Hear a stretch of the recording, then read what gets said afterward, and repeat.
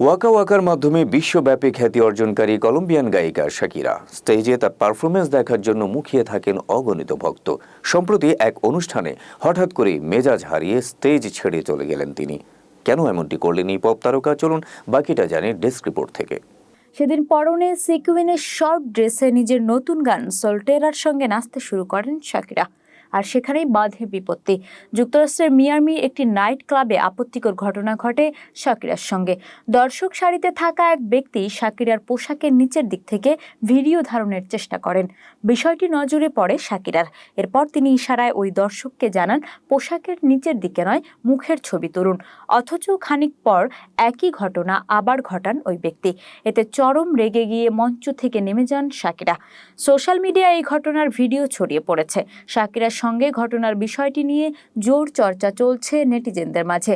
ওই ব্যক্তিকে গ্রেপ্তারের দাবি জানিয়ে নেটিজেনরা লিখেছেন, যে ব্যক্তি ভিডিও ধারণ করছিলেন তাকে যৌন হেনস্থার দায়ে গ্রেপ্তার করা হোক। শিল্পীর ব্যক্তিগত গোপনীয়তা ও প্রাপ্য সম্মান নিয়ে অসংখ্য মন্তব্য ভেসে বেড়াচ্ছে কমেন্ট বক্সে। তবে এই বিষয়টি নিয়ে এখনও মন্তব্য করেননি শাকিরা। এদিকে যুক্তরাষ্ট্র ভিত্তিক গণমাধ্যম পেজ 6কে নাইট ক্লাব কর্তৃপক্ষ জানান, ভক্তদের সঙ্গে মুহূর্তটি উপভোগ করার সময়ে ভিডিও ধারণকারীদের ভিডিও করতে নিষেধ করেছিলেন শাকিরা।